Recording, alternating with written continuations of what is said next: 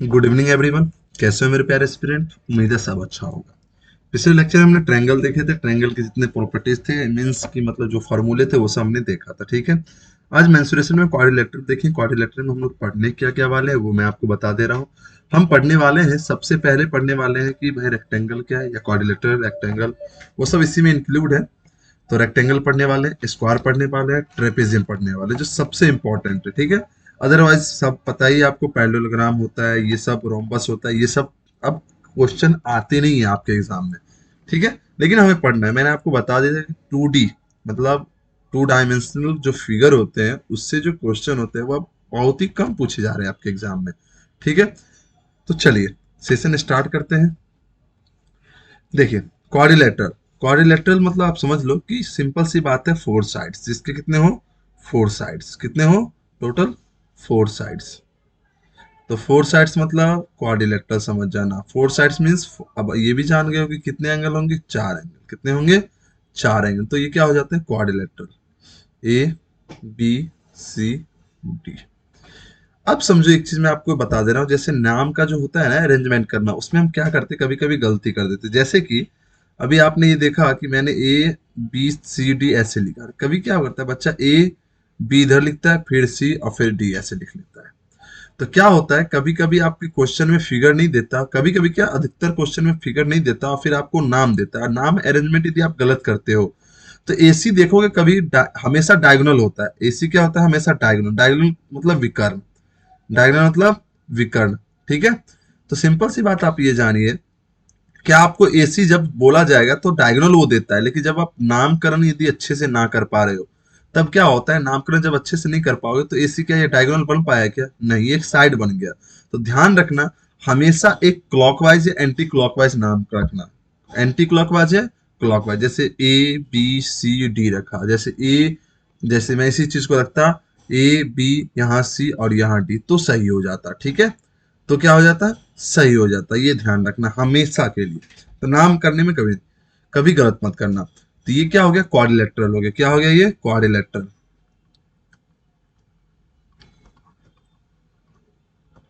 Quadrilateral मतलब चतुर्भुज। चतुर्भुज, चार भुजाओं से घिरी आकृति को क्या बोलते हैं, चतुर्भुज कहते हैं। डायगोनल समझ में आ गया कि यहाँ डायगोनल किसको बोलेंगे, एसी को। तो एक डायगोनल क्या हो जाएगा, बीडी। मतलब क्वाड्रिलेटरल में कितने डायगोनल आपको दिखे, दो डायगोनल। क्या दिखे, दो डायगोनल। अब मैं इसकी यदि एरिया की बात कर रहा हूं तो एरिया ध्यान रखना, क्वाड्रिलेटरल का हर एक का अपना अलग अलग होता है। लेकिन ध्यान रखना, एक एरिया मैं बता देता हूं। यदि मैं यहां से थोड़ी देर के लिए देखो, मैं एक फिगर फिर से बना दे रहा हूं। थोड़ा मैं टेढ़ा कर रहा हूं क्योंकि 90 डिग्री का एंगल ना बने, इसलिए। चलो, बन तो गया है, लेकिन ये आप 90 मत समझना, ये आप सिंपल सा बात है, एंगल समझना। ठीक है। ठीक है। चलिए, तो ये ए बी सी डी, और ये मैंने क्या किया, एक यहाँ पे डायगोनल कर दिया। तो यहां से जो परपेंडिकुलर डिस्टेंस है, गौर से देखो, और फिर यहां से देखो परपेंडिकुलर डिस्टेंस मैंने किया। अब एक चीज बताइए मुझे, क्या आपने ये चीज पढ़ा था कि जब राइट एंगल ट्रायंगल हो तो यहाँ यदि 90 डिग्री है तो आप क्या बोलोगे, बेस किसको बोलोगे? तो आप बोलोगे सर बेस यहाँ पे बीडी हो जाएगा, और हाइट क्या हो जाएगा, यहाँ पे ये हाइट हो जाएगा। ठीक है। उसी प्रकार इस ट्रायंगल की बात करें तो आप क्या बोलोगे, ये हाइट हो जाएगा, ये क्या हो जाएगा, बेस हो जाएगा। तो ध्यान रखना, यदि मैं दो आपको क्वाड्रिलेटरल दे रखा है तो आप क्या करोगे, दो ट्रायंगल बना दोगे। क्या करोगे आप, मैक टू ट्रायंगल। यदि सिंपल दे रखा है मैक टू ट्रायंगल, एंड क्या करो, इन दोनों का आप क्या निकालो, एरिया निकालो। ठीक है। फिर क्या करो, पहला स्टेप कि मैक टू ट्रायंगल, फिर फाइंड एरिया।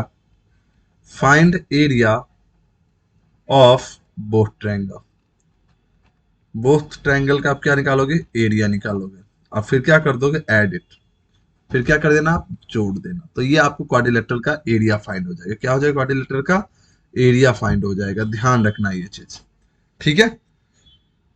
हाँ या ना? चलिए, अदरवाइज यदि किसी का निकालना हो तो आप जान लेना, फॉर्मूला होता है half into D1 into D2 into sine theta. D1 into D2 equal sine theta. Clear है यहां तक? तो D1 क्या हो जाएगा, D1 D2 क्या है, डायगोनल है। क्या है बाबू, डायगोनल। क्या है, डायगोनल है। क्या है बाबू, डायगोनल। क्लियर है यहां तक, हाँ या ना। चलिए, तो क्वाड्रिलेटरल के बारे में हमने जान लिया। अब क्वाड्रिलेटरल के बाद हम जानते हैं एक और सबसे, अब एक टाइप बाय टाइप चलेंगे, ठीक है, जिसमें मैं एक रॉ कर देता हूं और सब बता देता हूं एक ही साथ। जैसे कि एक आएगा रेक्टेंगल, रेक्टेंगल, रेक्टेंगल माने आप बोलोगे आयत, रेक्टेंगल माने आयत, रेक्टेंगल माने आयत। क्लियर है यहां तक। अब समझिए, मैं इसके कुछ पहले तो डिफाइन कर देता हूं रेक्टेंगल होता क्या है। थोड़ा फिगर सही से बन जाए तो अच्छी बात है। अच्छा ही बना है।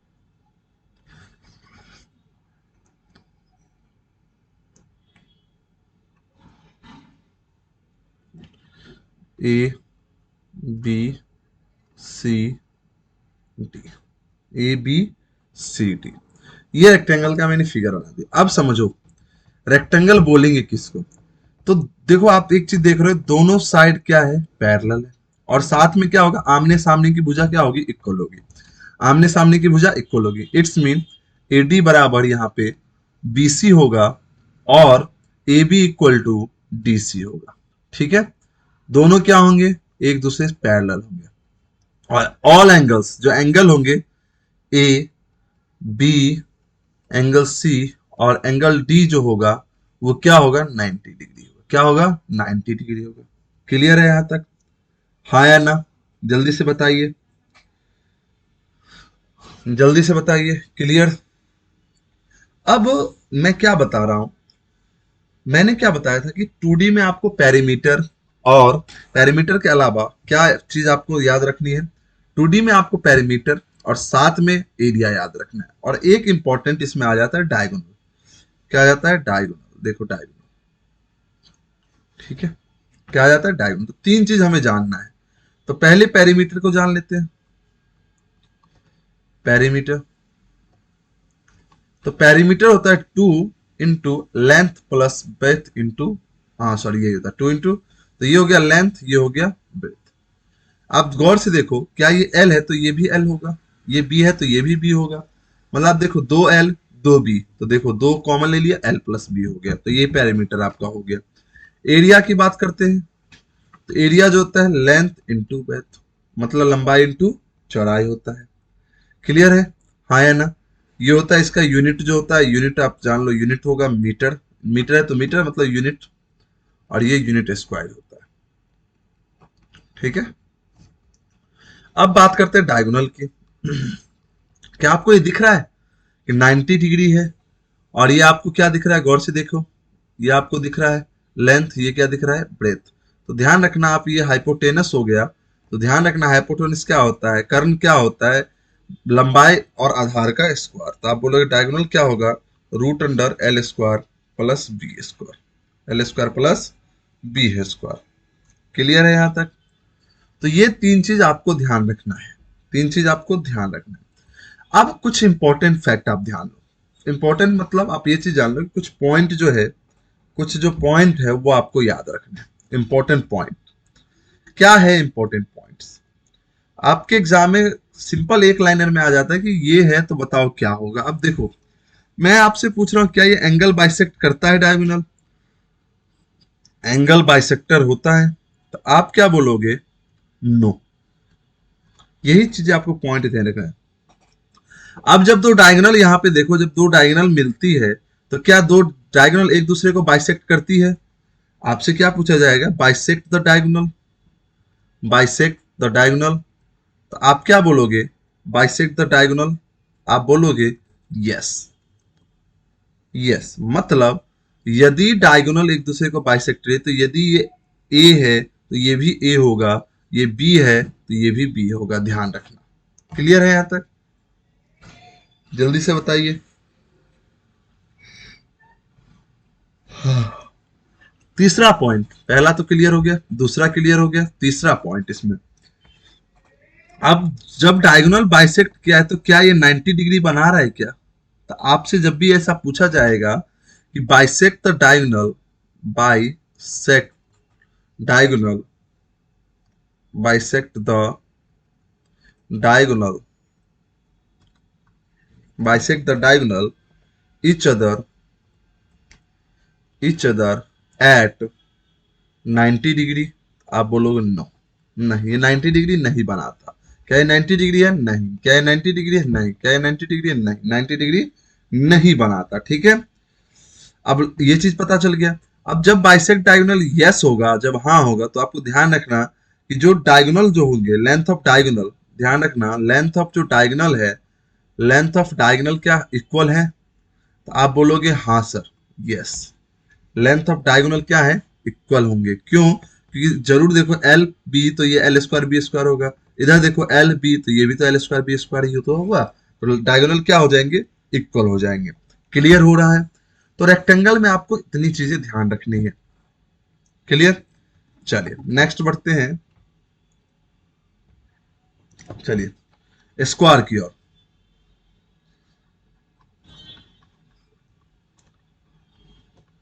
स्क्वायर, स्क्वायर माने वर्ग, स्क्वायर माने वर्ग, ये ध्यान रखें।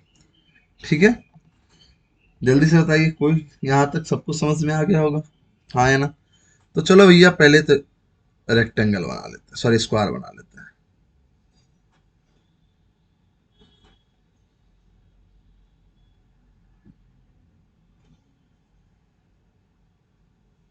ठीक है, इसका भी सेम रहता है, इसका भी सब कुछ सेम रहता है कि आप क्या बोलोगे। इसमें बस फर्क ये है कि all sides are equal, all sides, all sides are equal, सभी साइड्स क्या होते हैं? समान होते हैं। ध्यान रखना ऑल एंगल्स जो होंगे कितने होंगे? 90 डिग्री। क्लियर है यहां तक? बस ये दो चीज इसमें रहता है। अब इसके पेरीमीटर की बात कर लेते हैं। तो पेरीमीटर क्या होगा? यदि ये ए है, यदि ये ए है, ये ए है, ये है, तो आप क्या बोलोगे? 4 ए है तो 4 ए।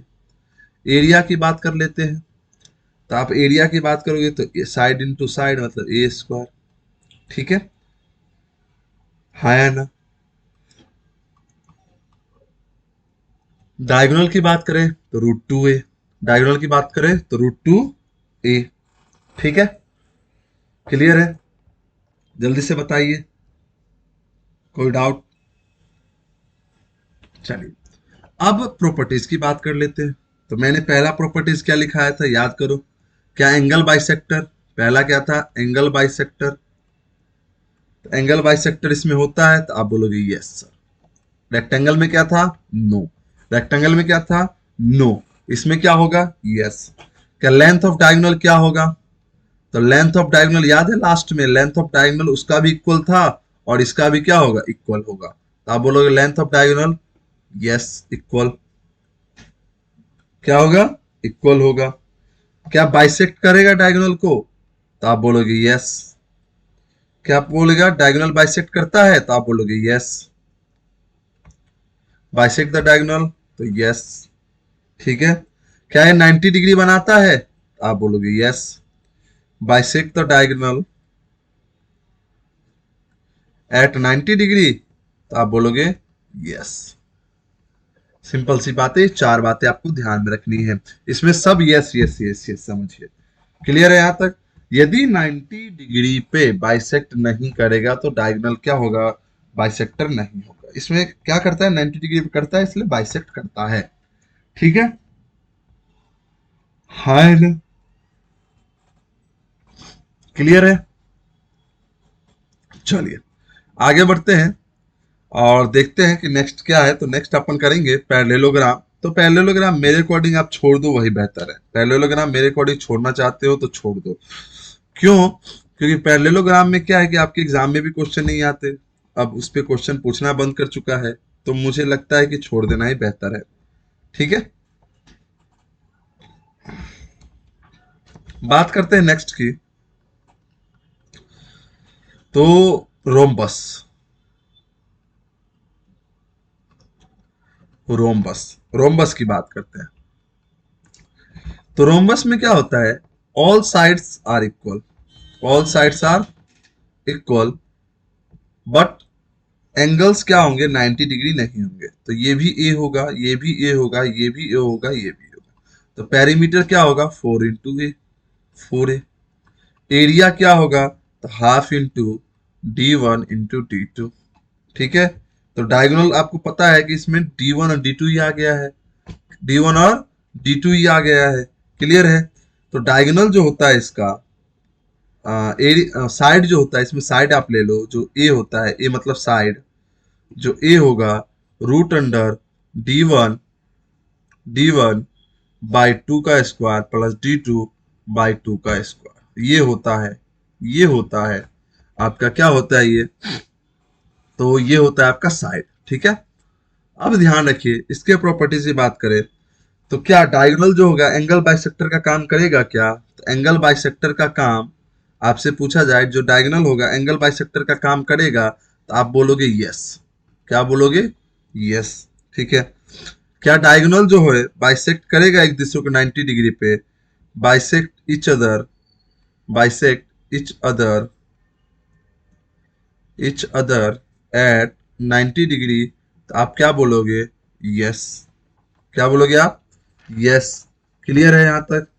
क्या डायगोनल बाइसेक्ट इच अदर कर रहा है, तो आप सिंपल सी यहां क्या बोलोगे, bisect each other, diagonal diagonal bisect each other, तो आप बोलोगे यस, हाँ करेगा। क्या लेंथ ऑफ डायगोनल इक्वल होगा क्या, length of diagonal length of diagonal equal होगा क्या, तो आप बोलोगे नॉट इक्वल। क्या बोलोगे, नॉट इक्वल। ठीक है। क्या बोलोगे आप, नॉट इक्वल। क्लियर है यहां तक, कोई डाउट, हाँ या ना जल्दी से बताइए, कोई डाउट, नहीं। यदि कोई डाउट नहीं है तो बस इतनी चीजें आपको ध्यान रखनी है, इतनी चीजें आपको ध्यान रखिए। ठीक है। अब एक सबसे इंपॉर्टेंट मैं आपको बता देता हूं, उसको बोलते हैं ट्रेपेजियम। एक और लिख लीजिए, ट्रेपेजियम बहुत ही इंपॉर्टेंट है और आपके एग्जाम में बहुत बार आ चुका है। ट्रेपेजियम से ज्यादा ही आता है क्वेश्चन। ट्रेपेजियम मतलब समलंब चतुर्भुज, समलंब चतुर्भुज। ठीक है, हाँ या ना। तो इसमें क्या है, आपके क्वेश्चन जो आते हैं आपके एग्जाम में, आपके जो एग्जाम में क्वेश्चन आते हैं, वो क्वेश्चन किस पे आते हैं, ओनली एरिया पे, A B C D। तो इसका एरिया बस याद रखना आप, वो होता है हाफ इंटू, ये दो पैरेलल साइड होते हैं, half into AB plus BC into height. Height क्या होता है, तो इसके बीच का दूरी, ये हाइट होगा। ठीक है, तो ये बस ध्यान रखना। ठीक है, हाँ या ना, क्लियर है। चलिए, अब इसमें एक प्रकार का टाइप और क्वेश्चन बनता है, जैसे कभी क्या, नोट करके लिख लेना इस चीज को, कभी क्या होता है कि ये क्वेश्चन में बहुत बार आ गया है A B C और ये D। तो ये जो दो पैरेलल एक दूसरे को देखो, ये डायगोनल है, क्या है ये, डायगोनल। और डायगोनल के मिड पॉइंट, डायगोनल के मिड पॉइंट को मिलाया, तो एक बना दो आप M and N mid point, क्या है, mid point of AC and BD। ठीक है, AC एंड BD का क्या है, मिड पॉइंट है। तो जो MN की वैल्यू होती है वो क्या हो जाएगी, तो आप बोलोगे CD माइनस AB/2। ठीक है, और ये पॉजिटिव वैल्यू, ठीक है, पॉजिटिव वैल्यू लेंगे। क्लियर है यहां तक, हाँ या ना। चलिए आगे बढ़ते हैं। और एक सबसे इंपॉर्टेंट जो आपके एग्जाम में आता है, एक सबसे इंपॉर्टेंट जो आपके एग्जाम में बहुत बार देखने को मिला गया है, तीन फॉर्मूले मैं लिखाना चाहूंगा यहां से, और मुझे लगता है आप लोग याद कर लोगे। आप क्या करोगे, याद कर लेना। सिंपल सी बात है, ये हो गया रेक्टेंगल, क्या हो गया, रेक्टेंगल। ऐसा लिखा रहेगा कि भाई एक वर्गाकार, सॉरी, आयताकार मैदान है, आयताकार मैदान है, और इसके चारों तरफ जो है पाथ बनाया गया है 2 मीटर 5 मीटर। ऐसा क्वेश्चन आपके एग्जाम में बहुत बार आ चुका है। क्या है, पाथ है आउटसाइड। यहां क्या है, पाथ इज आउटसाइड, ध्यान रखना, पाथ इज आउटसाइड, आउटसाइड, ठीक है। तो यहां से ध्यान रखना, पाथ जब आउटसाइड हो तो एरिया ऑफ जो पाथ होगा, एरिया ऑफ पाथ जो होगा वो होगा L plus B plus 2W। W मतलब ये हो गया W, तो ये हो गया L, ये हो गया B, ठीक है। और इसको मल्टीप्लाई कर देना आप 2W से। क्या मल्टीप्लाई करोगे आप, 2W से, क्लियर है। दूसरा, पाथ जब इनसाइड हो, जब पाथ इनसाइड हो, थोड़ा फिगर पे ध्यान मत देना आप लोग, बस ध्यान रखना अपने काम पे। जब ये दिया हो मतलब पाथ जो है इज इनसाइड, आउटसाइड हो गया, इनसाइड हो गया, ठीक है, इनसाइड। तब ध्यान रखना आप एक चीज, ए बी सी डी, नाम अच्छा रख लोगे तो शायद आपको समझ में जल्दी आ जाए, ए बी सी और डी, ठीक है।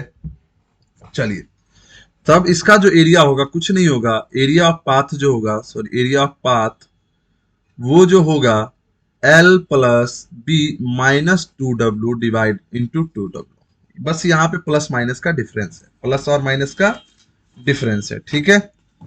तीसरा क्या होता है, तीसरा ये होता है कि पाथ जो होता है is middle, path, path is in middle, path कहाँ रहता है, मिडिल में रहता है, ठीक है। पाथ कहाँ रहता है, मिडिल में रहता है। तब जो एरिया ऑफ पाथ जो होगा, मतलब समझिए कैसा पाथ होता है, यहां देखिए, ये भी फिगर देख लीजिए, ये भी फिगर आप देख लो, ये होता है पाथ। बोला जाता है कि बीच से चला, देखते हो ना पार्क में, आप देखते होगे पार्क में, ये होता है मिडिल वाला, ठीक है। तब यहां जो होता है फॉर्मूला, वो फॉर्मूला होता है L plus B minus W into W, ये हो जाता है, ठीक है। सारे के प्रूफ है, ऐसा है कि सबके प्रूफ हैं एक साथ, क्लियर है यहां तक। तो ये ध्यान रखना, ये चीज आपको ध्यान रखना है तीनों, इस पे बहुत सारे क्वेश्चन आपके एग्जाम में आए जाते हैं। अब मैं कुछ एक नोट लिखाने वाला हूं आपको।